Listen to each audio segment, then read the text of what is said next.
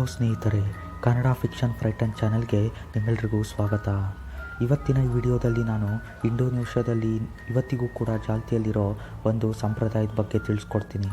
So ಅದಕ್ಕೂ ಮುಂಚೆ ನೀವಿನ್ನೂ ನನ್ನ ಚಾನಲ್ಗೆ ಸಬ್ಸ್ಕ್ರೈಬ್ ಆಗಿಲ್ಲ ಅಂದರೆ ಬೇಗನೆ ಸಬ್ಸ್ಕ್ರೈಬ್ ಮಾಡ್ಕೊಳ್ಳಿ ಆ್ಯಂಡ್ ನಿಮ್ಮ ಫ್ರೆಂಡ್ಸ್ಗೂ ಸಬ್ಸ್ಕ್ರೈಬ್ ಮಾಡೋಕ್ಕೆ ಹೇಳಿ. ಸೊ ಇನ್ನು ಹೆಚ್ಚು ತಡ ಮಾಡದೆ ಕತೆ ಕಡೆ ಹೋಗೋಣ. ಅದಕ್ಕಿಂತ ಮೊದಲು ನಾನು ಒಂದು ಸಣ್ಣ ಕಥೆನ ನಿಮ್ಮ ಜೊತೆ ಶೇರ್ ಮಾಡ್ತೀನಿ.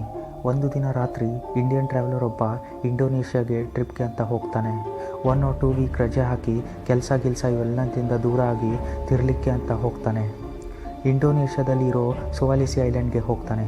ಯಾಕಂದರೆ ಅವನಿಗೆ ಯಾರೋ ಹೇಳಿರ್ತಾರೆ ಆ ಪ್ಲೇಸ್ ಮಿಸ್ಟೀರಿಯಸ್ ಥಿಂಗ್ಸ್ಗೆ ಫೇಮಸ್ ಅಂತ. ಈವನ್ ಅವನಿಗೂ ಕೂಡ ಅಂಥ ಥಿಂಗ್ಸ್ ಮೇಲೆಲ್ಲ ಇಂಟ್ರೆಸ್ಟ್ ಜಾಸ್ತಿ. ಅಲ್ಲಿಗೆ ಹೋದ್ಮೇಲೆ ಗೊತ್ತಾಗುತ್ತೆ ಆ ಊರಲ್ಲಿ ಆ ದಿನ ಮಾನಿನಿ ಎಂಬ ಫೆಸ್ಟ್ ನಡೀತಿದೆ ಅಂತ.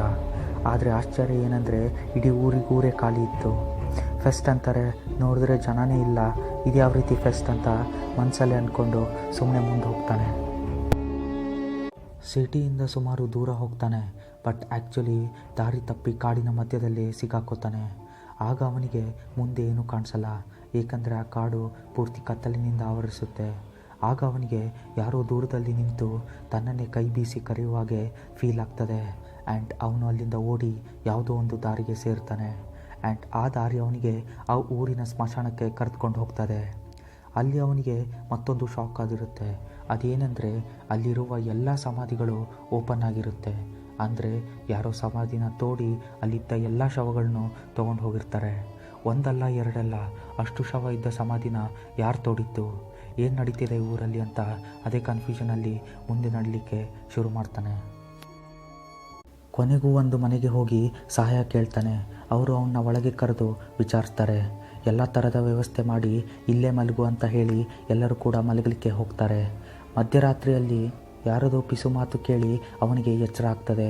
ಅಲ್ಲಿರುವ ಒಂದು ರೂಮ್ಗೆ ಹೋಗಿ ಚೆಕ್ ಮಾಡಿದಾಗ ಅಲ್ಲಿಯ ಮನೆ ಹೆಂಗಸು ಒಂದು ಶವಕ್ಕೆ ಸಿಂಗಾರ ಮಾಡಿಸಿ ಅಳುತ್ತಾ ಊಟವನ್ನು ತಿಂತಿರ್ತಾಳೆ.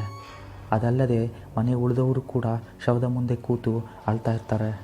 ಇದೆಲ್ಲ ನೋಡಿದ ಅವನಿಗೆ ಟೆನ್ಷನ್ ಆಗಿ ಅದೇ ರಾತ್ರಿ ಆ ಊರು ಖಾಲಿ ಮಾಡಿ ಹೊರಟು ಬಿಡ್ತಾನೆ. ಸೊ ಇದು ಇಷ್ಟು ಚಿಕ್ಕ ಒಂದು ಕತೆ. ಸೊ ಈ ಕತೆ ಕನ್ಕ್ಲೂಷನ್ ಈ ವಿಡಿಯೋ ಎಂಡಲ್ಲಿ ನಿಮಗೆ ಗೊತ್ತಾಗುತ್ತೆ. ನಾನೇ ಹೇಳಬೇಕಂತೇನಿಲ್ಲ. ಸೊ ಹುಟ್ಟು ಸಾವಿನ ಕಾನ್ಸೆಪ್ಟೇ ಒಂಥರ ವಿಚಿತ್ರ ಇದ್ದಾಗೆ. ಅದು ದೇವರ ನಿಯಮ.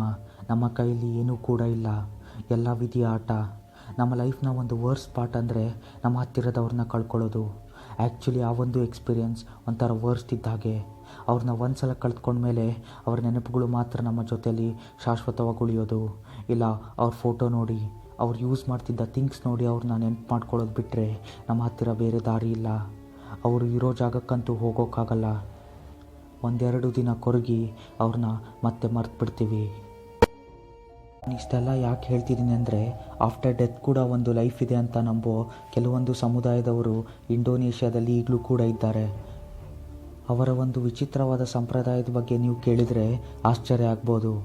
ಇಂಡೋನೇಷ್ಯಾದ ಸುವಾಲಿಸಿ ಐಲ್ಯಾಂಡಲ್ಲಿ ಇರೋ ಟೊರಾಜನ್ನ ಹೆಸರಿನ ಸಮುದಾಯದವರು ಆಚರಿಸೋ ಈ ಹಬ್ಬದ ಬಗ್ಗೆ ಕೇಳಿದರೆ ನೀವು ಕೂಡ ಆಶ್ಚರ್ಯ ಪಡ್ಬೋದು.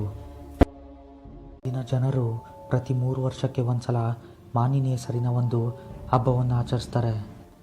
ಮಾನಿನಿ ಅಂದರೆ ಇಂಗ್ಲೀಷಲ್ಲಿ ceremony of cleaning dead bodies ಅಂತ. ಈ ಒಂದು ಸಂಪ್ರದಾಯ ಸುಮಾರು ವರ್ಷಗಳಿಂದ ಆ ಒಂದು ಪ್ಲೇಸಲ್ಲಿ ನಡೀತಾ ಬರ್ತಿದೆ.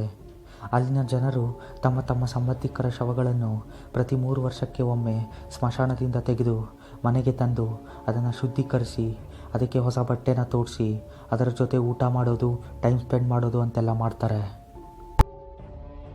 ಈ ರೀತಿಯ ಒಂದು ವಿಚಿತ್ರವಾದ ಪ್ರೊಸೆಸನ್ನು ಮಾನಿನಿ ಅಂತಾರೆ.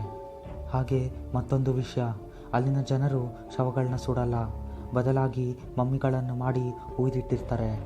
ಮಮ್ಮಿಗಳಂದರೆ ಒಂದು ರೀತಿಯ ಆಯಿಲಿಂದ ರಬ್ ಮಾಡಿದ ಬಟ್ಟೆಗಳನ್ನ ಸುತ್ತಿ ಕಾಫಿನ್ ಒಳಗೆ ಇಡುವುದು. ಇದರಿಂದ ಶವಗಳು ಡ್ರೈ ಸ್ಟೇಟಲ್ಲೇ ಇರುತ್ತೆ.